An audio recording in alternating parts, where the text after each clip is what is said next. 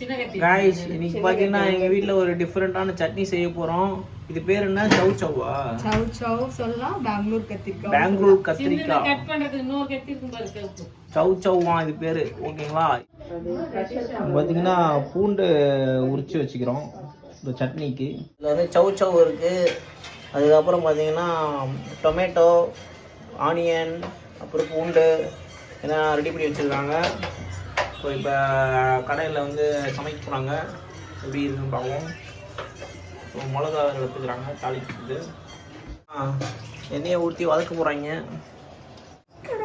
கடலைப்பருப்பு, துவரம்பருப்பு, மிளகா, கடலைப்பருப்பு, உளுத்த பருப்பு, மிளகா, சவ் சவ், தக்காளி, வெங்காயம், பூண்டு.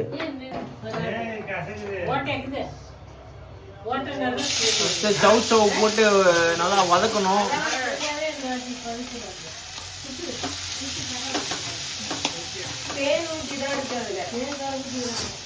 நல்லா சவ் சவ்வை வதக்கணும். பார்த்தீங்கன்னா உப்பு போட்டுக்கிறோம். இது பார்த்தீங்கன்னா ஆல்மோஸ்ட் ஒரு 10 மினிட்ஸாக வதக்குறாங்க. நல்லா வேகணும் போல். ஓகேங்களா? பார்த்தீங்கன்னா நல்லா வெந்துடுச்சு. தனியாக ஒரு தட்டில் எடுத்துக்கிறாங்க. சவ் சவ்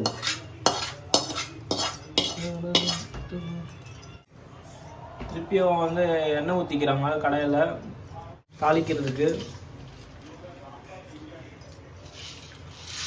கடலைப்பருப்பு, உளுத்தம்பருப்பு, அப்புறம் மிளகா போடுவோம். நல்லா வதக்கணும் காய்ஸ். கடலைப்பருப்பு, உளுத்தம்பருப்பை நல்லா ரெட்டாக வேக வைக்கணும், தாளிக்கணும். அப்புறம் அதில் மிளகா போடணும். மிளகா வேண்டி அது. அப்புறம் பார்த்தீங்கன்னா பூண்டு,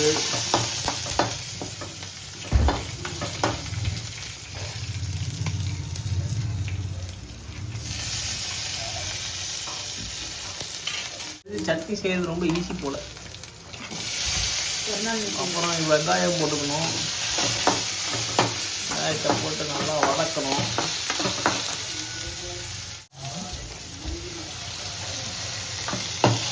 கருவேப்பிலை போட்டு அப்படியே வதக்கணும்.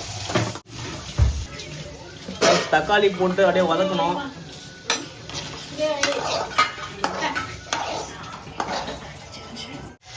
கொஞ்சோண்டு இஞ்சி போட்டிருக்கோம் காய்ஸ். இப்போ நல்லா வதக்கியாச்சு. அது ஒரு தட்டில் போட்டு ஆற வைக்கணுமா. ஏன்னா அதை வந்து அரைக்க போகிறாங்க மிக்சியில். சவ் சவ் சட்னி.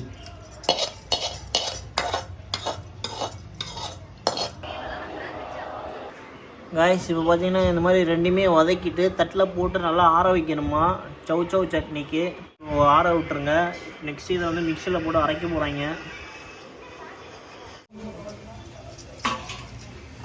இப்போ பார்த்தீங்கன்னா மிக்சியில் போட்டு அரைக்க போகிறோம்.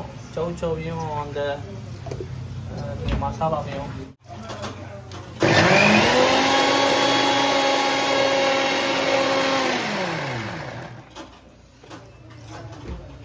சவ் சவ் நல்லா அரைஞ்சிச்சு.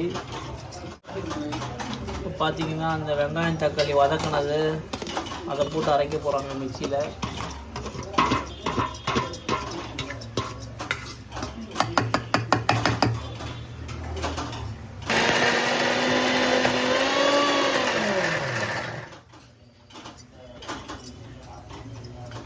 நல்லா அரையணும். தண்ணி ஊற்றிக்கிறாங்க.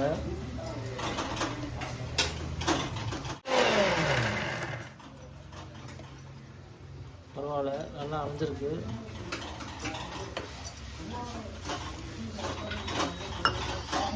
அரைச்ச உடனே அந்த மசாலா ஸ்மெல் அடிக்குது காய்ஸ். அதனால் நல்லா அரைஞ்சி வந்திருக்கு. அதை வந்து அப்படியே சவ் சவ்வோட மிக்ஸ் பண்ணுறாங்க.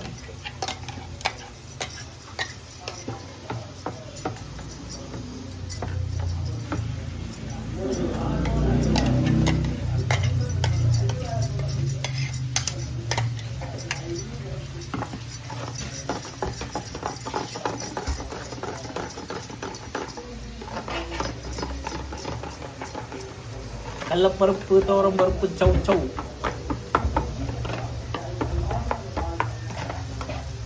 காய்ஸ் இப்போ கடைசியாக பார்த்தீங்கன்னா சட்னிக்கு வந்து தாளித்து ஊற்ற போகிறாங்க. என்ன ஊற்றிருக்காங்க? கடுகு எண்ணெய் கடுகு ஒரு பில்லியாக போட்டு தாளிக்கிறாங்க. அகைன் உளுத்தம் பருப்பு கொஞ்சம் போட்டுக்கிறாங்க.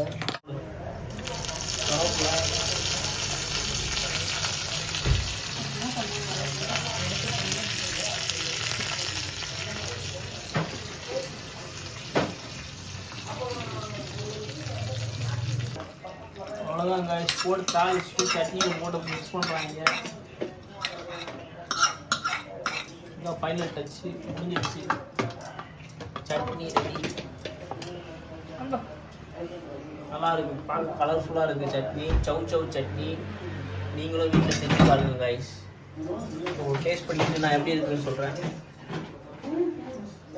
அழகான சௌ சட்னி.